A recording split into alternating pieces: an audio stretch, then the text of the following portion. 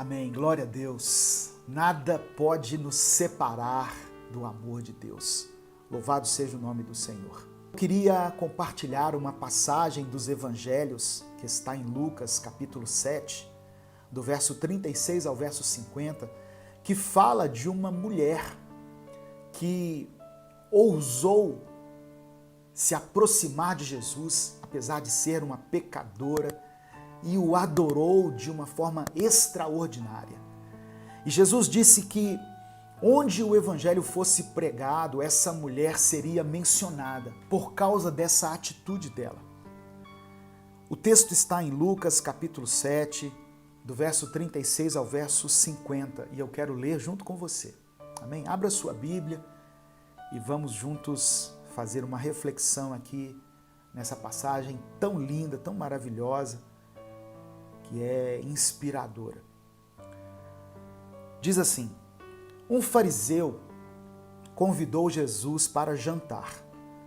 Jesus foi até a casa dele e sentou-se para comer. Naquela cidade morava uma mulher de má fama. Ela soube que Jesus estava jantando na casa do fariseu. Então pegou um frasco feito de alabastro, cheio de perfume, e ficou aos pés de Jesus por trás. Ela chorava e as suas lágrimas molhavam os pés dele. Então ela os enxugou com os seus próprios cabelos.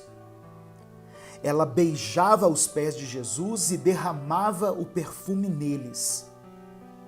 Quando o fariseu viu isso, pensou assim: se este homem fosse de fato um profeta, saberia quem é esta mulher que está tocando nele e a vida de pecado que ela leva. Verso 40, Jesus então disse ao fariseu: Simão, tenho uma coisa para lhe dizer. Fale, mestre, respondeu Simão.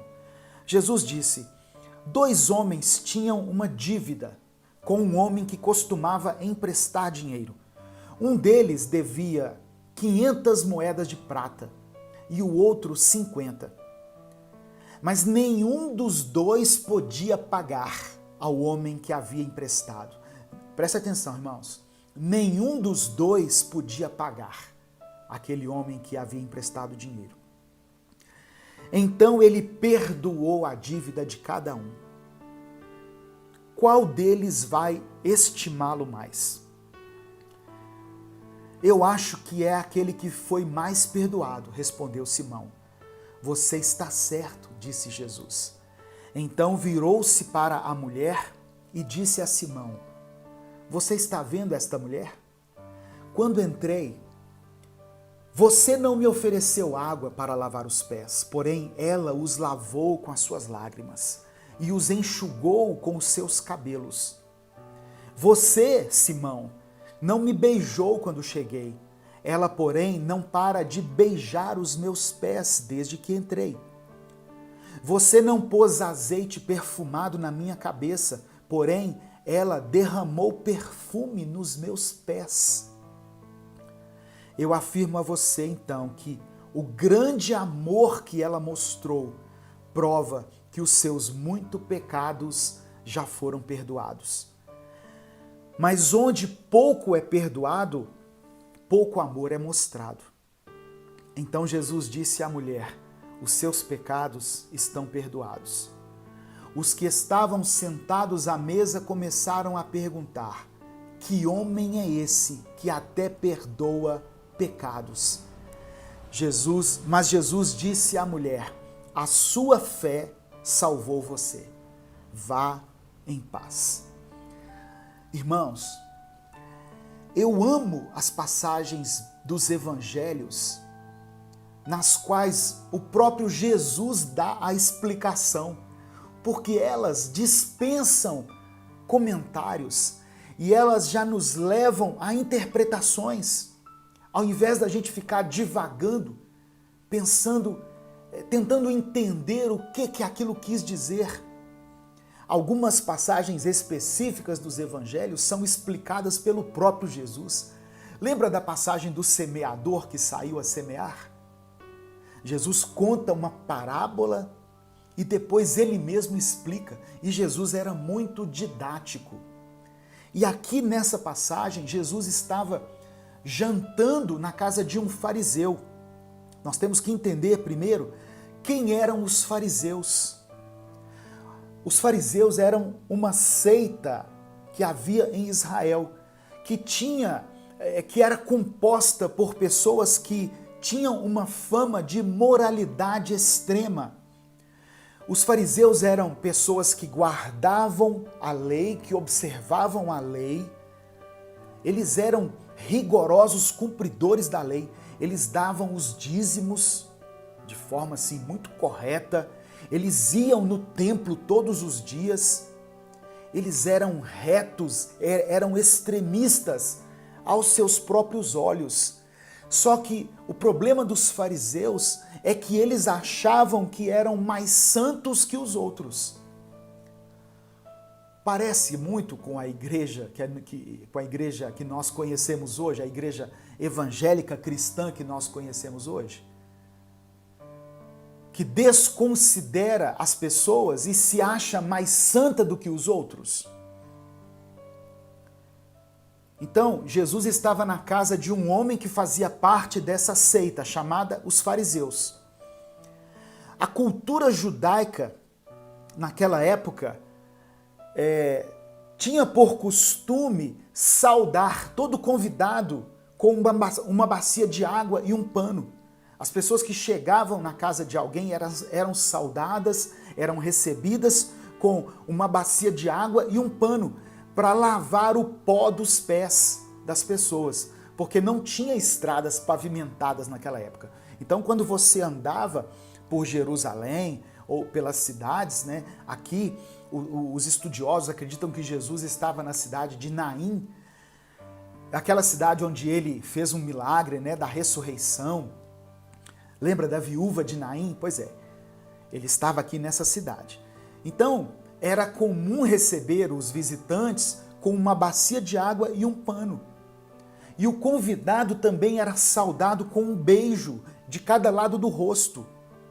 E a seguir ele recebia óleo para ungir os seus cabelos, porque geralmente os cabelos estavam empoeirados e precisavam ser hidratados. Então Jesus estava nesse contexto. Só que ali na casa daquele fariseu, ele não foi recebido dessa forma. Ele não foi recebido dessa maneira. Uma coisa que me chama aqui atenção é que Jesus, ele não se importa de entrar na casa dos fariseus. Jesus não se importa de estar na presença dos religiosos. Embora a gente possa concluir, né, através de estudos, que aquele fariseu ele só queria aparecer, porque a presença de Jesus numa casa chamava a atenção. Aquele fariseu ele queria curtidas, ele queria aparecer para as pessoas, ele queria ostentar um culto com uma celebridade que era Jesus naquela época, porque Jesus já tinha vários seguidores. Milhares de pessoas já conheciam Jesus, já tinham presenciado seus milagres. Portanto, onde Jesus parava, aquela coisa virava um evento. Então Simão convida Jesus, mas ele não se dá conta da importância da presença de Jesus na casa dele. Ao invés de valorizar a presença de Jesus, Simão valoriza a presença das pessoas. E Simão valoriza o culto, mas não valoriza a presença de Jesus no culto. Às vezes nós somos assim. Nós damos valor, nós damos importância e crédito ao evento em si. Nós preparamos tudo. Nossa, tem que ter toda uma preparação. Mas esquecemos do principal, que é a presença de Jesus. Nós vamos nas reuniões, nós nos preparamos, vestimos a melhor roupa, pegamos a nossa melhor Bíblia, né, e de preferência uma Bíblia grande, para mostrar às pessoas o quanto nós somos espirituais, nós nos preparamos fisicamente, mas não preparamos o nosso espírito. Essa era a realidade daquele religioso, que era um exímio cumpridor da lei, mas que ao invés de reparar e de valorizar a presença de Jesus, ele passou a observar a atitude das pessoas que estavam ali naquele culto. E principalmente a atitude de uma certa mulher. Então aqui nós temos 3 pessoas nesse culto que nos chamam a atenção. Primeiro, a pessoa de Jesus, que era o Messias, que era o Filho de Deus, que era o próprio Deus. Imagina você receber Jesus na sua casa. Nós temos a presença de Jesus, nós temos a presença de um religioso, um seguidor da lei, alguém que se achava melhor e maior do que as outras pessoas. Mas aí entra em cena uma terceira pessoa, uma mulher. A Bíblia fala uma certa mulher, pecadora. E quando a Bíblia fala pecadora, dá a entender que era uma mulher adúltera. Dá a entender. O texto não fala especificamente assim, mas dá a entender que era uma mulher que vivia em adultério. Então essa mulher entra em cena, ou melhor, ela rouba a cena. De algum jeito ela já era conhecida ali no meio das pessoas, mas ela passou entre os empregados da casa, ela foi até a mesa onde estavam os religiosos, onde eles estavam jantando, e ela chega por trás. É algo que me chama a atenção também. Talvez porque ela não se achasse digna. As pessoas sabiam que ela era pecadora e ela também sabia que era pecadora. Diferente do religioso, que se achava bom demais. Para ele, Jesus era um mestre. Para aquela mulher, Jesus era o Senhor, o Filho do Deus vivo, o Cristo, aquele que poderia redimi-la dos seus pecados. É diferente, sabe, irmãos? Para Simão, para ele era um culto formal, mas para aquela mulher, aquele era um culto de adoração. Talvez nós entramos assim nos nossos cultos, nós temos entrado assim nos nossos cultos, até mesmo nos cultos online. É mais um culto formal. Nós precisamos transformar o nosso culto em um momento de adoração. Eu imagino que o religioso Simão e aquelas pessoas religiosas que estavam ali ficaram perplexas quando viram aquela cena. Ficaram ali paralisados com aquilo, porque eles reconheceram aquela mulher e um deve ter cutucado o outro dizendo: peraí, essa aí não é aquela pecadora? Oh, irmãos, essa passagem me leva a refletir o quanto a igreja afasta o pecador da presença de Deus, sabe? Nós deixamos de abrir as portas para aqueles que estão levando uma vida de pecado, mas que querem se encontrar com Deus, porque nós nos consideramos um povo separado. Nós somos sim um povo separado, mas temos que nos lembrar de onde o Senhor nos resgatou.